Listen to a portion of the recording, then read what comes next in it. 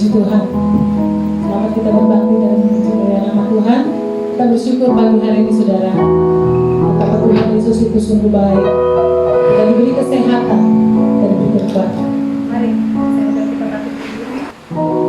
Kita mau berdoa terlebih dahulu. Allah Bapa yang baik, kami menghampiri Engkau pagi hari ini ya Tuhan. Kami merasakan kasih-Mu yang sungguh besar dalam hidup kami. Kami ada Tuhan, semua karena kasih-Mu, kebaikan-Mu dalam hidup kami. Pagi hari ini Bapa, kami mau menaikkan pujian, syukur kami di hadapan Engkau. Hadirlah di tengah-tengah kami ya Bapa. Menjamah dan mengurapi setiap kami, kerinduan hati kami yang mau bersekutu di dalam Engkau. Kami percaya ya Bapa, ketika kami ada dalam hadirat-Mu, kami percaya segala beban-beban hidup kami, segala persoalan hidup kami boleh ditanggung di dalam Engkau, dan kami boleh menerima kelegaan, kekuatan yang baru di dalam Engkau ya Tuhan. Terima kasih Bapa. Berkati setiap kami anak-anak-Mu, bukan umat-umat-Mu yang masih dalam perjalanan, bahkan kami yang beribadah di rumah. Berkati kami semua ya Bapa. Kami siap Tuhan memuliakan Engkau di dalam nama Yesus Kristus.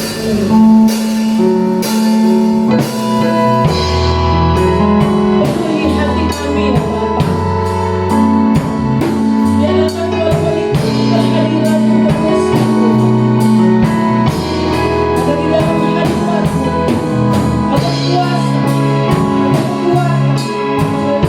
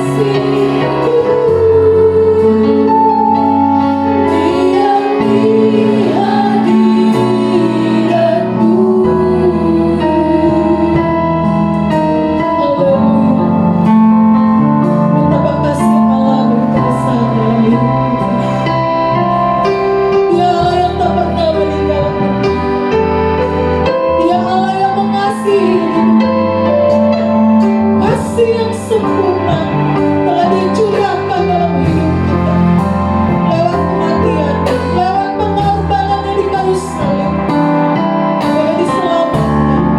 Haleluya. Kami bersyukur Bapa.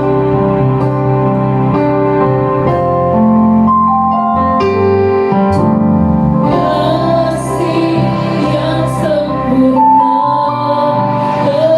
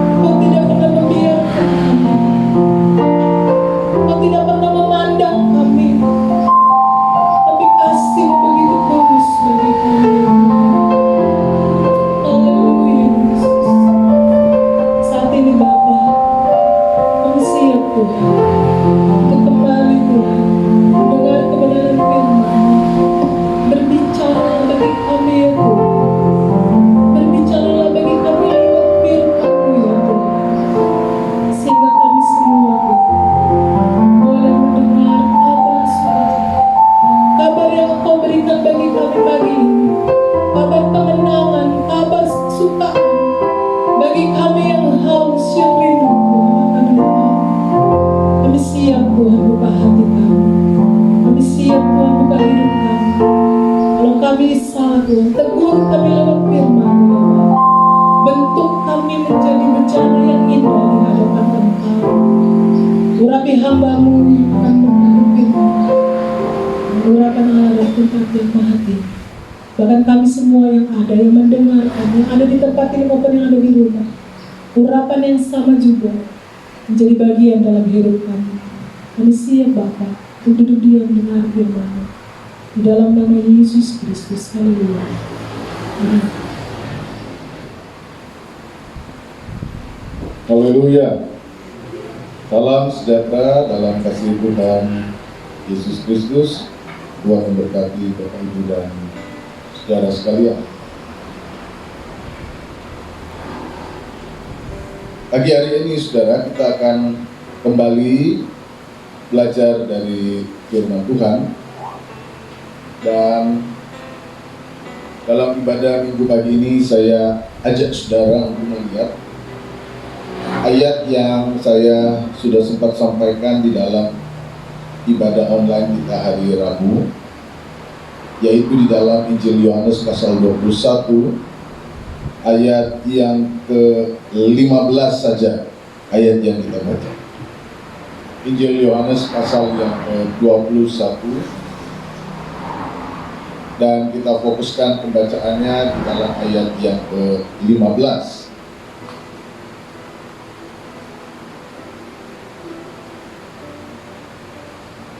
Injil Yohanes pasal 21 ayat yang ke-15. Demikian.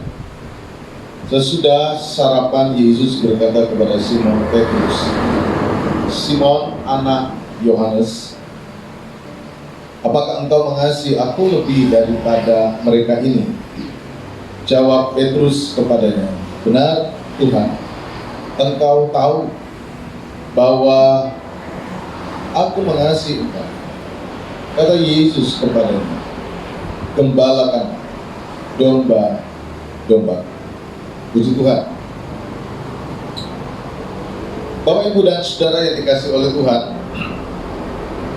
di dalam percakapan kita kepada setiap orang, atau di dalam dialog, kadang-kadang muncul pertanyaan-pertanyaan yang diajukan, baik yang kita ajukan kepada orang lain ataupun pertanyaan yang orang lain ajukan kepada kita.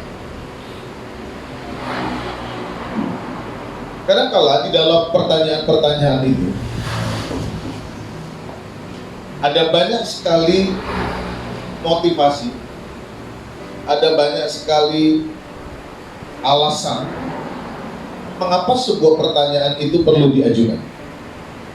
Ketika saya bertanya kepada orang lain atau orang lain bertanya kepada saya, ada banyak hal yang melatar belakangi pertanyaan itu. Ada banyak alasan mengapa pertanyaan itu kemudian diajukan. Nah, beberapa alasan itu ada yang biasanya menuntut konfirmasi, ya atau tidak. Siapa yang kamu ambil makanan ini? Kita bertanya kepada seseorang atau kepada anak atau kepada siapa. Jawabannya ya atau tidak. Itu konfirmasi. Tapi ada juga pertanyaan-pertanyaan yang sebenarnya kita tidak butuh jawaban. Tapi yang kita butuh adalah dia itu berefleksi, dia itu bercermin. Seseorang kemudian merenung, berpikir lewat pertanyaan yang diajukan tadi. Jadi ada beberapa alasan mengapa seseorang itu bertanya. Ada yang bersifat konfirmatif, memberikan jawaban ya atau tidak, karena itu yang dibutuhkan. Tapi juga ada pertanyaan-pertanyaan retorik yang kadang-kadang hanya menuntut sebuah sikap agar orang yang bertanya itu kemudian berpikir, merenung, berefleksi, bercermin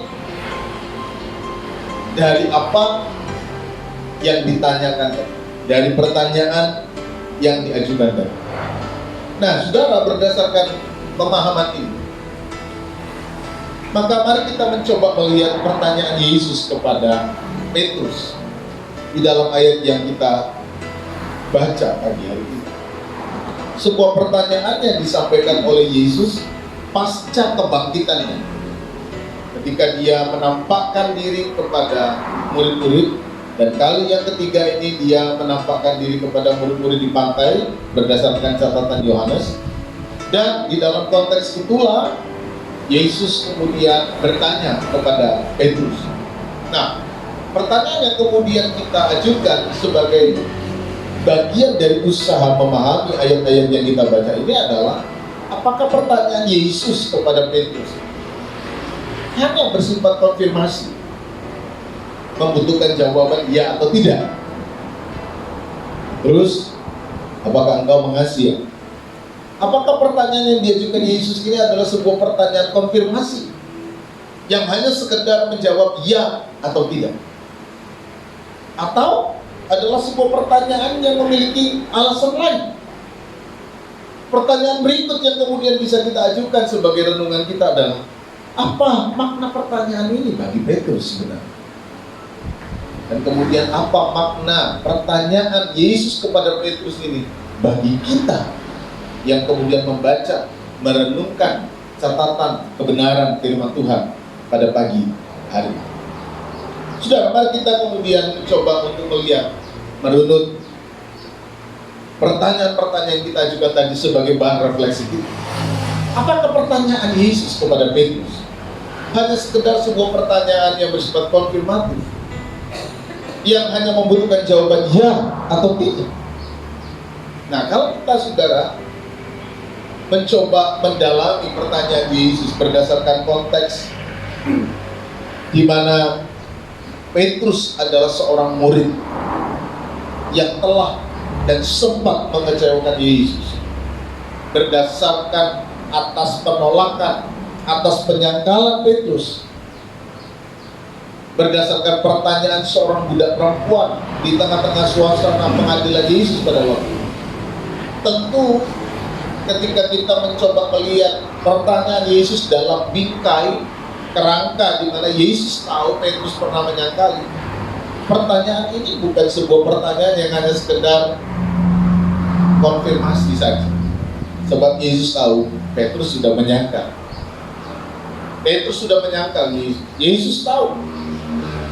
Maka saudara, kemudian kita dapat memahami dan mencoba untuk memperhatikan bahwa pertanyaan Yesus ini bukan sekedar sebuah pertanyaan konfirmasi, tapi sebuah pertanyaan yang bersifat reflektif, yang menusuk sampai ke dalam hati Petrus.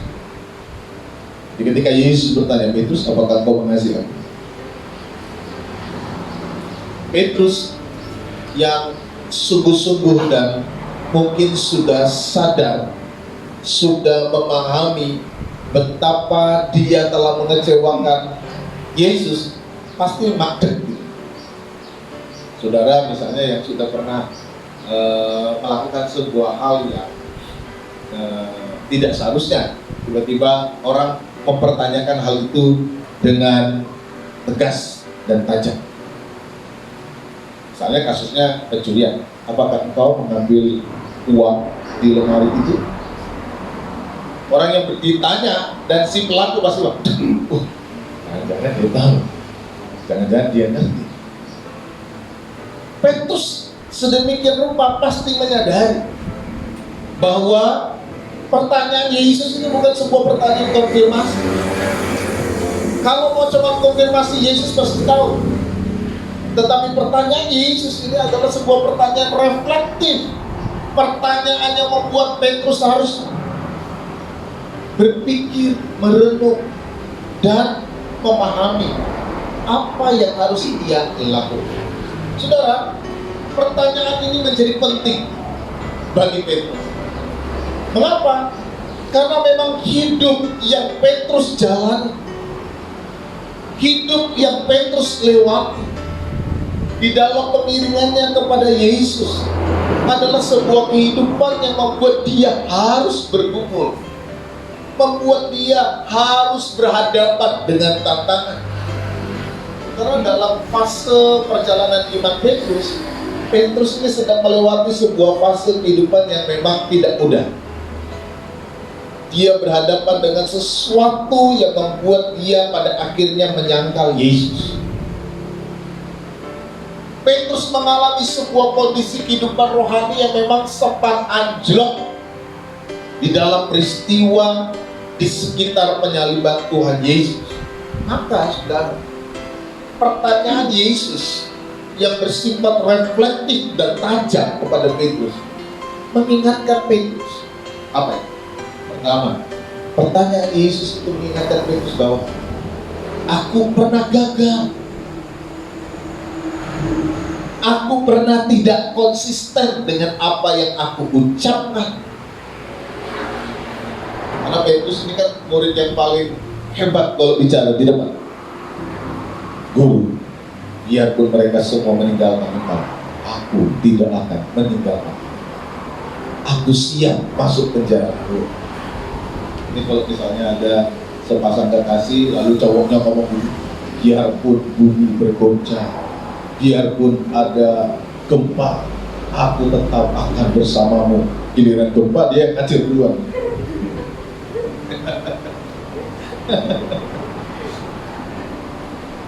Tapi biasanya kan begitu kan?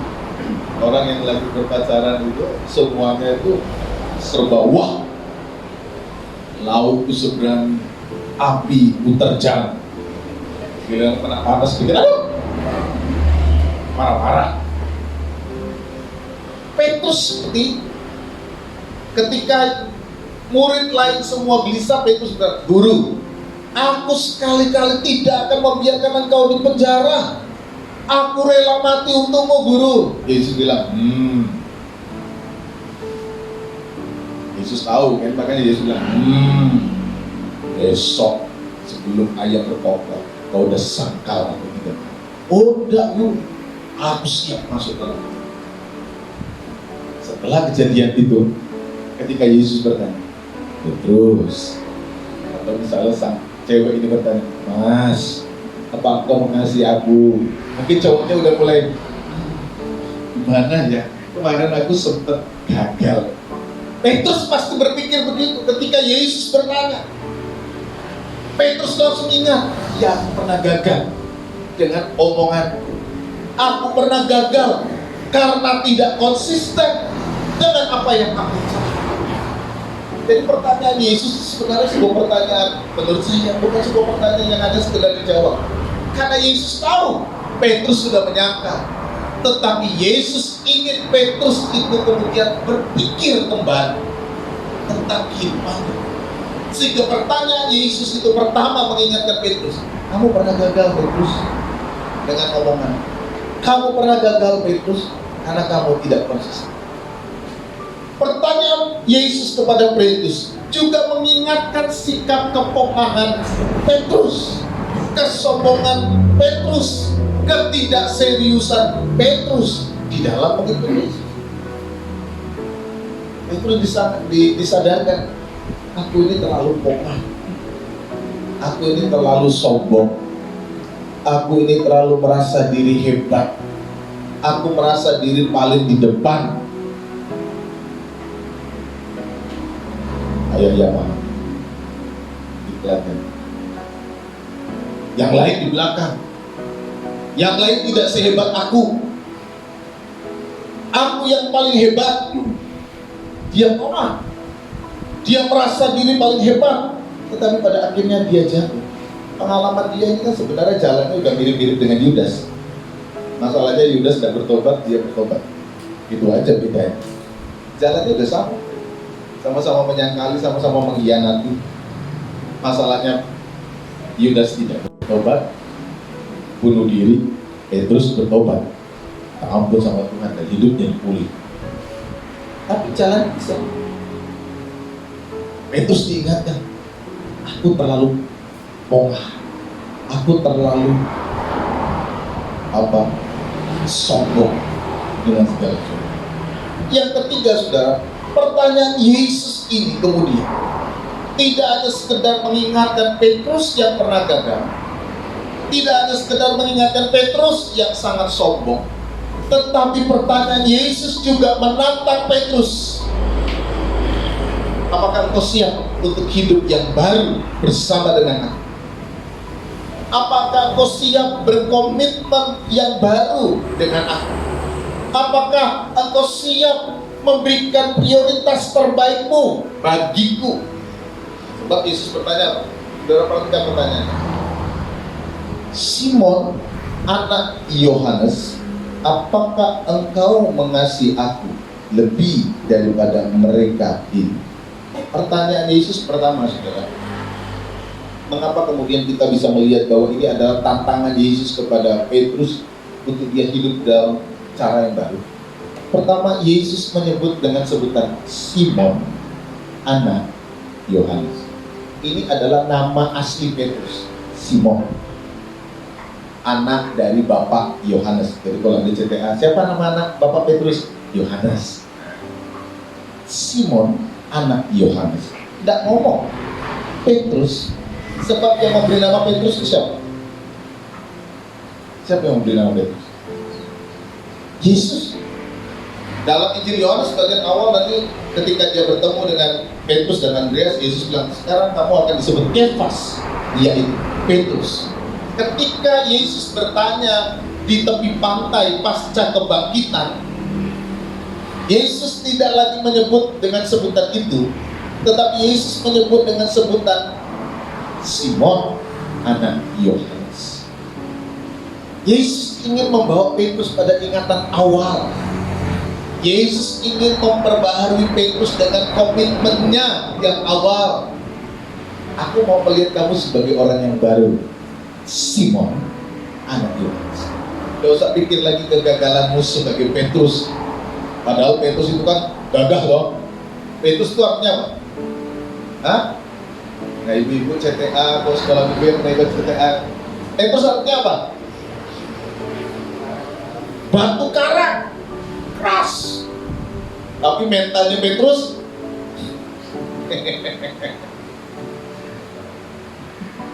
aku tidak mau ingat lagi pengalaman masa lalumu, Petrus. Dengan pertanyaan ini, aku tidak mau ingat lagi kegagalanmu, Petrus. Aku tidak mau ingat lagi kepongahanmu, Petrus. Tapi engkau Simon, anak Yohanes, apakah engkau mengasihi aku lebih dari mereka? Yesus ingin menantang Petrus, apakah engkau siap untuk memiliki sebuah kehidupan baru bersama dengan aku? Di sini saudara melihat kasih Tuhan, disadarkan akan kegagalannya, disadarkan akan kelemahannya, tapi kemudian di balik pertanyaan itu Yesus mengundang kembali Petrus. Petrus, kau mau ikut lagi dengan aku? Apakah mau hidup baru? Apakah kau mau berkomitmen lagi dengan aku, Petrus? Apakah engkau mau memulai lagi sesuatu yang baru dengan aku, Petrus? Apakah engkau mau memberi prioritas terbaik untuk aku, Petrus? Sebab dia berkata, lebih dari mereka ini. Apakah engkau mengasihi aku lebih dari mereka ini? Sekarang kata mereka ini bisa diterjemahkan untuk orang, tapi juga bisa diterjemahkan untuk benda, tergantung. Karena di dalam teks bahasa Yunani kata thukos bisa dipakai untuk, sebenarnya artinya itu dari ini. Itu artinya, apakah kau lebih mengasihi aku dari semuanya? Tetapi LAI menerjemahkan itu dengan mereka, karena mungkin LAI melihat bahwa Yesus mencoba menempatkan Petrus sebagai pribadi yang lebih daripada orang-orang. Tetapi kita bisa memunculkan penafsiran yang lain, bahwa penafsiran bahwa ayat itu bisa juga dimengerti dari semua ini. Apakah itu menyangkut perahunya? Apakah itu menyangkut masalah roti yang dia sedang makan? Atau juga masalah orang-orang yang ada di sekitarnya? Atau Yesus menempatkan Petrus sebagai seorang pribadi yang ditunggu yang lebih dari semuanya? Bisa terbuka banyak kemungkinan. Tetapi kemudian saya mengajak saudara, mari kita coba refleksikan ini juga, bahwa pertanyaan Yesus ini sebenarnya adalah sebuah pertanyaan menantang. Hidupmu yang lama adalah hidup mendua, sehingga engkau tidak bisa komitmen dengan imanmu, Petrus. Sekarang Yesus menantang, apakah engkau bisa memberi prioritas hidupmu bagiku? Kamu kan gagal pada persoalan prioritas. Kamu murid Yesus, orang Galilea itu? Oh bukan. Yesus tidak mau, Petrus tidak mau. Ia rugi karena pengakuan. Petrus tidak mau mengakui itu karena ia takut, ia kehilangan sesuatu. Pertanyaan Yesus, apakah engkau mengasihi aku lebih daripada semuanya? Menantang Petrus untuk mau memberi prioritas apakah aku menjadi prioritas utamamu, Petrus? Saudara lihat, dari pertanyaan-pertanyaan Yesus kepada Petrus, sebenarnya ada banyak sekali hal yang ingin Yesus sampaikan kepada Petrus, hanya diwakili dengan satu pertanyaan, apakah engkau mengasihi aku, Petrus? Lebih dari semua. Saudara, kalau kemudian kita merenungkan perkataan dan pertanyaan Yesus kepada Petrus ini, maka refleksi kita, renungan kita terkait dengan pertanyaan Yesus kepada Petrus sebenarnya adalah mengingatkan diri kita tentang seluruh proses perjalanan hidup kita, bahwa kadang-kadang kita itu seperti Petrus di dalam proses perjalanan hidup kita. Kita seperti Petrus yang selalu berhadapan dengan tantangan, selalu berhadapan dengan pergumulan. Hidup kita setiap hari ini kan selalu ada dalam pilihan. Atau saudara tidak punya tantangan sebenarnya dalam persoalan ini? Mau melakukan yang baik atau enggak? Mau hidup yang benar atau enggak? Mau memilih sikap A atau sikap B? Mau memilih sikap C atau sikap D? Sekarang kalau kita jujur melihat perjalanan hidup kita dalam setiap aspek, baik di dalam pekerjaan, baik di dalam rumah tangga, baik dalam hubungan sosial, ataupun aspek-aspek kehidupan lainnya, kita itu selalu berhadapan dengan pilihan-pilihan. Sama seperti Petrus, ketika dia menyangkal Yesus, itu pilihannya. Itu pilihan. Ketika Yesus harus memilih masuk dalam kehendak Bapa atau lari dari kehendak Bapa, minum cawan atau tidak minum cawan, itu juga pilihan. Itu juga pilihan.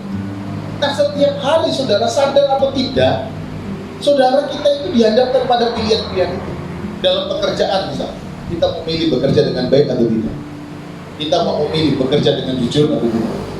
Kita mau memilih bekerja dengan giat atau tidak. Kita memilih mau menghormati atasan atau tidak. Itu dalam pekerjaan. Dalam hidup rumah tangga, saudara juga memilih. Saya memilih untuk marah, nesu, atau memilih untuk lebih tenang, sabar. Itu pilihan. Saya mau memilih untuk lebih memperhatikan diri saya atau memperhatikan orang lain. Ya itu pilihan. Itu dalam aspek kehidupan, dalam aspek bersosial. Saya ingin membantu atau lebih mementingkan diri sendiri. Itu juga pilihan. Setiap hari itu kita berhadapan dengan pilihan-pilihan. Dalam kondisi seperti itu, saudara, maka kita pun juga dapat mengerti sebenarnya sejauh mana komitmen kita hidup dalam kehendak Tuhan. Ketika kita memperhatikan pilihan, aku lebih suka pilih yang mana sih? Dalam caraku membangun hidup berkeluarga, aku lebih suka pilihan mana sih? Dalam cara ketika aku bekerja, aku lebih suka membangun pilihan mana sih? Ketika aku membangun hidup dengan orang lain. Nah, ketika pilihan-pilihan itu kita rasa adalah pilihan-pilihan yang lebih hanya sekedar mementingkan diri kita sendiri, kita pun juga mengukur. Oh, disinilah kemudian pertanyaan Yesus menjadi penting. Sebenarnya saya itu mengasihi Tuhan atau tidak? Sebab kata mengasihi Tuhan itu kalau dijabarkan dalam hidup sehari-hari kan banyak. Dalam hidup berkeluarga, artinya mengasihi Tuhan itu saya harus ngapain? Dalam hidup berumah tangga, kalau saya mengasihi Tuhan itu artinya saya harus ngapain? Dalam hidup bekerja, kalau saya mengasihi Tuhan itu saya harus ngapain? Dalam hidup bersama, kalau saya mengasihi Tuhan itu saya harus ngapain? Saya kira saudara kita semua sudah tahu. Dan ketika kita berjalan dalam pergumulan, seringkali pilihan-pilihan kita yang kita ambil kadang-kadang tidak sesuai dengan apa yang Tuhan inginkan, sesuai penjabaran dari aku mengasihi Engkau Yesus. Karena ada lagu bilang, aku mengasihi Engkau Yesus dengan segenap hati, ku renungkan firman-Mu siang dan malam. Artinya lagu itu mau menghubungkan mengasihi Yesus itu dengan persoalan firman Tuhan. Nah, ketika kita merasa bahwa pilihan hidup kita itu tidak sesuai dengan firman Tuhan, kita kan bisa ukur, oh, kalau begitu aku belum sungguh-sungguh mengasihi. Maka saudara, pertanyaan Yesus ini adalah sebuah pertanyaan penting yang perlu dijawab setiap hari dalam diri setiap orang percaya, di sepanjang perjalanan hidup orang percaya. Pertanyaan Yesus itu seperti sebuah bayang-bayang yang kemudian mengingatkan kita. Ketika kita mau gini, aku mengasihi, Yesus akan bertanya, kau mengasihi aku? Ketika kita mau mulai melakukan yang ini, tiba-tiba Tuhan Yesus hadir dalam pertanyaan, kamu mengasihi aku enggak? Ketika kemudian kita mau mengambil keputusan yang mungkin penting, pertanyaan itu hadir, kau mengasihi aku enggak? Nah, ketika pertanyaan-pertanyaan itu hadir, saudara, maka pertanyaan itu tuh bagaikan sebuah penyeimbang di tengah-tengah kegalauan pilihan-pilihan hidup. Mengapa pentingnya pertanyaan itu tuh harus terus-menerus terngiang-ngiang dalam diri? Apakah aku mengasihi Yesus? Itu pertanyaan yang kita ajukan. Atau kalau pertanyaan yang itu Tuhan Yesus ajukan kepada kita, apakah engkau mengasihi aku? Ketika kita sedang mau mengambil sebuah keputusan, Tuhan datang, apakah engkau mengasihi aku? Ketika kita mau ambil keputusan, apakah engkau mengasihi aku? Pertanyaan itu seakan-akan menjadi filter penting. Apakah saya mengasihiku? Apakah saya mengasihiku? Apakah saya mengasihi? Ketika pertanyaan itu saudara beri tempat dalam hidup, dia itu seperti filter yang kemudian menjaring seluruh tindakan-tindakan diri kita. Ketika pertanyaan itu diberi tempat, maka yang lahir itu adalah sebuah kemurnian. Ketulusan dan ketulusan, kejujuran dan kejujuran, kesungguhan dan kesungguhan. Itu yang sebenarnya ingin Yesus terima dari Petrus lewat pertanyaan. Kau tidak usah jawab Petrus, dan tidak perlu jawab cepat-cepat. Nanti jatuhnya kayak kemarin. Oh Tuhan, aku mengasihi. Nah, dalam narasi ini kan kita tidak pernah lihat mukanya Petrus ketika ditanya. Yang kita lihat cuma tulisan. Nah, ketika cuma tulisan ini kita tidak bisa menyelami sebenarnya hati Petrus itu kayak apa. Kalau saudara ngomong langsung dengan saya bisa tahu muka saudara. Tapi kalau cuma tulisan di WA, kita tidak tahu ini orang nulis sambil marah, sambil mesem, sambil senyum, atau sambil apa. Makanya orang suka salah tafsir kalau baca pesan di WA. Makanya jangan terlalu baper kalau baca WA atau segala sesuatu yang ada di medsos. Yang saudara lihat itu cuma tulisan, bisa kadang-kadang orang jadi salah. Makanya untuk menghindari banyak itu kadang-kadang orang kasih emoticon senyum, oh dia tidak marah. Nah, kita sedang melihat tulisan yang tidak kelihatan gesturnya Petrus. Waktu Yesus bertanya itu kira-kira Petrus bagaimana? Apakah ada tenggang waktu ketika dia mau bilang, ya aku mengasihi Tuhan? Tidak kelihatan.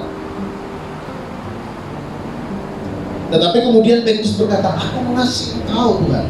Ya mungkin kalau kita mendramatisir sedikit kejadian itu, ketika Yesus bertanya madem gitu, Petrus diam sebentar, lalu kemudian Petrus berkata, mungkin dengan sambil malu atau sambil sungkan berkata, aku mengasihi Engkau Tuhan. Yesus kata, Petrus, apakah kau mengasihi? Dan Petrus agak diam lagi, dan Petrus berkata sambil menunggu, mengasihi Engkau. Yesus tanya lagi, Petrus, apakah kau mengasihi aku? Ya, ketika Petrus sudah nangis. Nah, kalau orang sudah sampai tahap nangis itu kan, berarti dalam tahap awal itu dia sudah mulai tertekan, akhirnya dia tidak tahan, dia nangis. Tuhan, kau tahu, aku tidak perlu ngomong lagi. Kau tahu sebenarnya aku mengasihi Engkau. Yesus tahu, Petrus itu mengasihi Yesus.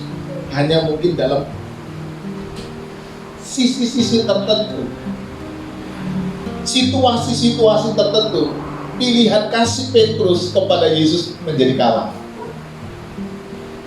Ya, kalau ditanya anak ngasih orang tua pasti mengasihi. Tapi dalam pilihan tertentu kadang-kadang saking jengkelnya, saking marahnya dia melukai. Atau orang tua ditanya, kamu mengasihi anak? Kasihi, betul. Tapi dalam sisi tertentu kadang-kadang terpaksa dia marah dan akhirnya melukai hati anak. Ini kan situasi kita.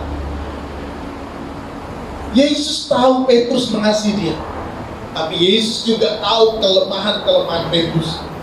Sehingga Yesus dalam pertanyaannya sebenarnya ingin membawa Petrus kembali bersemangat, hidup dalam komitmen baru, mengasihi Yesus.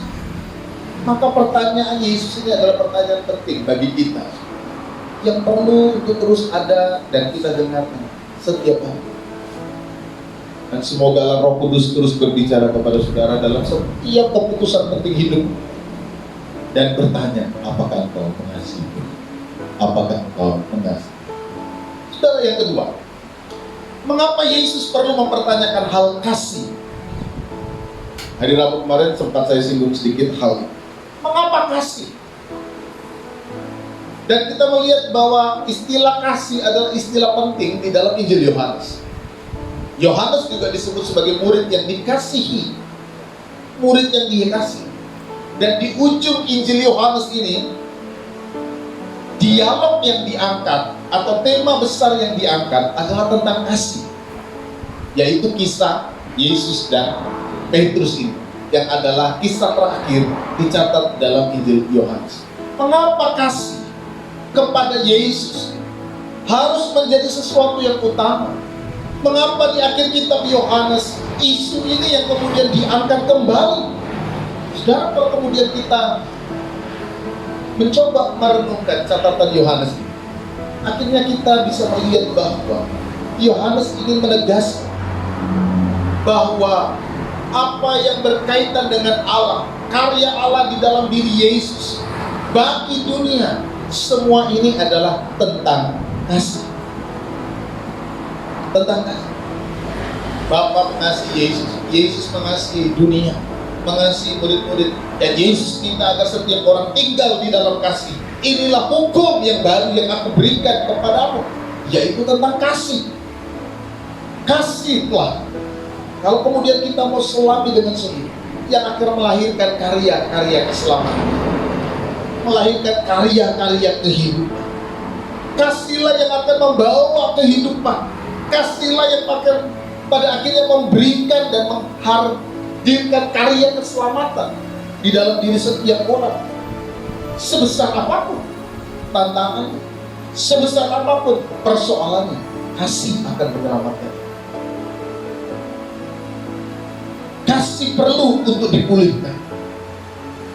Karena kalau kasih itu sudah mulai hilang, saudara akan mulai kehilangan segala-galanya. Kalau kasih sudah mulai hilang dalam rumah tangga, maka rumah tangga tidak akan dapat dirasakan lagi sebagai surga. Kalau kasih sudah hilang di dalam diri kita, maka kita tidak akan lagi melihat damai sejahtera dalam diri kita. Sebab di dalam kasih tidak ada ketakutan. Jadi ketika ada kasih yang lahir hanya kehidupan. Mengapa ada karya keselamatan yang Yesus kerjakan bagi kita?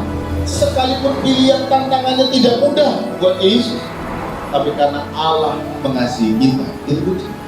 Karena begitu besar kasih Allah akan dunia ini, sehingga Ia karuniakan anaknya yang tunggal, supaya setiap orang yang percaya kepadanya tidak binasa, melainkan beroleh hidup yang kekal.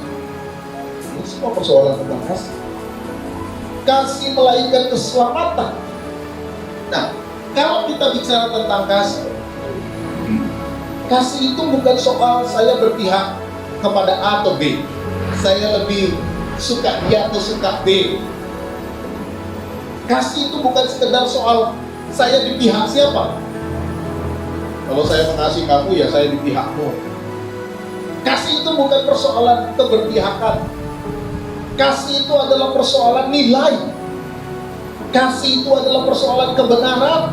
Dan ini yang Yesus tanyakan kepada Petrus. Prinsip kasih yang besar. Apakah engkau mengasihi aku? Petrus, apakah engkau mengasihi aku? Ini bukan persoalan saya berpihak siapa, saya ada di mana, ada pada posisi apa. Tapi ini juga persoalan nilai.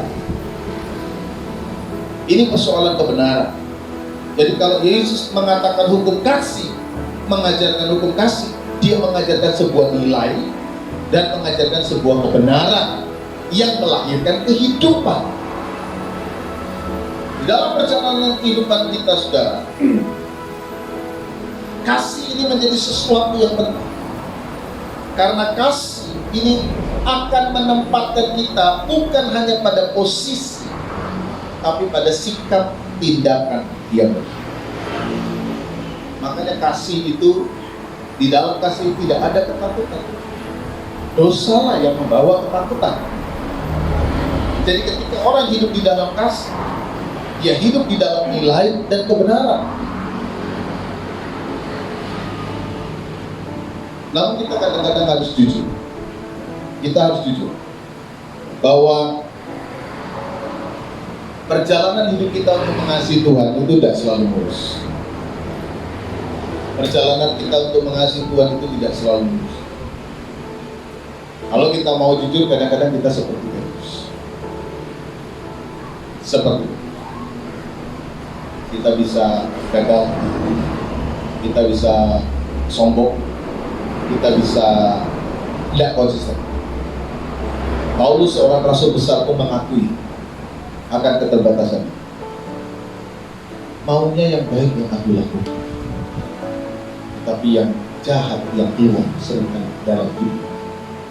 Pikiran kita, kalau kita mau merenung, maunya kita tuh maunya lakukan yang baik. Mau berkata ya yang baik, mau berpikir ya yang baik, mau mengerjakan ya yang baik. Tapi faktanya tidak selalu begitu, kan? Karena musimnya lagi musim tidak bagus gitu. Jadi akhirnya kita tidak melakukan. Kondisinya lagi tidak bagus, akhirnya kita tidak mampu mengerjakan. Situasinya lagi tidak baik, akhirnya kita terpancing untuk melakukan yang jahat. Saudara, dalam situasi seperti ini, kita harus mengingat lagi perkataan Yesus. Sekali lagi, di balik pertanyaan Yesus, apakah engkau mengasihi aku? Yesus ingin mengajak kita untuk selalu kembali. Inilah kasih-Mu yang selalu membuka tangannya bagi kita. Seberapa kali engkau gagal, seberapa kali engkau tidak mampu, Yesus selalu kembali untuk bertanya, apakah engkau mengasihi aku? Saudara, kalau kita mendapatkan kehidupan kita seperti kondisi yang dialami Petrus, percaya, ketika kita mau sungguh-sungguh kembali berkomitmen, kembali memberi prioritas kepada Tuhan, Tuhan dengan sabar mau menunggu. Seraya dia berkata, apakah engkau mengasihi aku? Tuhan masih sabar dan selalu ingin bertanya, apakah engkau mengasihi aku? Dengan muka yang senyum, yang tidak selalu hanya sekedar mengingat kesalahan, Tuhan bertanya, apakah engkau mengasihi aku? Saudara dikasih Tuhan, mengasihi Yesus adalah jalan untuk menemukan posisi serta tindakan yang benar sebagaimana yang dikehendaki. Mengapa? Ketika saudara menemukan Yesus, saudara menemukan posisi dan kebenaran, karena Yesus adalah Allah itu sendiri yang menjelma menjadi manusia. Ketika kita mau berkenan di hadapan Allah, kita mau berkenan dengan cara apa? Dengan cara yang bagaimana? Kita hanya bisa berkenan kalau Dia sendiri menuntut kita untuk bisa hidup berkenan Dia. Menemukan Yesus, mengasihi Yesus, mengikuti kehendak Yesus, berarti mempersiapkan diri kita ada pada posisi dan hidup dalam nilai kebenaran yang diperkenan oleh Allah. Tuhan kiranya menolong dan memampukan kita setiap hari dalam proses perjalanan. Tuhan dengan sabar dan cintanya akan selalu berkata di dalam hati kita, apakah kau mengasihi aku? Tuhan memberkati kita semua. Amin.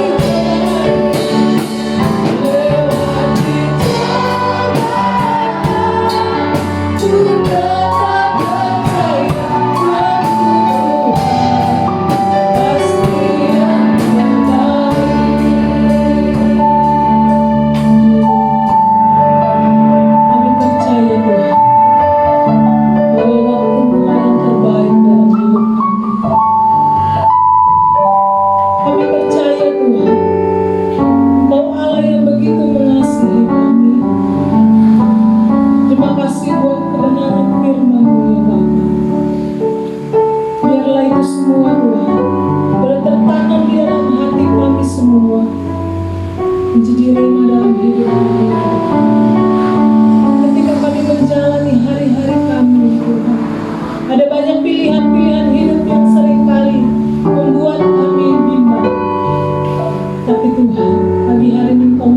ini hidup kami. Biarlah hidup kami Bapa benar-benar mengasihi Engkau, agar setiap pilihan hidup kami boleh seturut dengan firman-Mu ya Bapa. Bentuk hidup kami ya Bapa, tuntun hidup kami ya Tuhan, untuk menjalani hari-hari kami ya Bapa bersama-Mu. Kami percaya waktu-Mu yang terbaik di dalam hidup kami. Terima kasih Bapa, sebentar kami akan memberikan persembahan kami. Kuduskan dan berkati setiap tangan kami. Apa yang kami persembahkan Bapa boleh menyenangkan hati. Di dalam nama Yesus Kristus kami sudah berdoa dan bersyukur. Haleluya. Amin. Silakan duduk. Kita akan jalankan persembahan kita.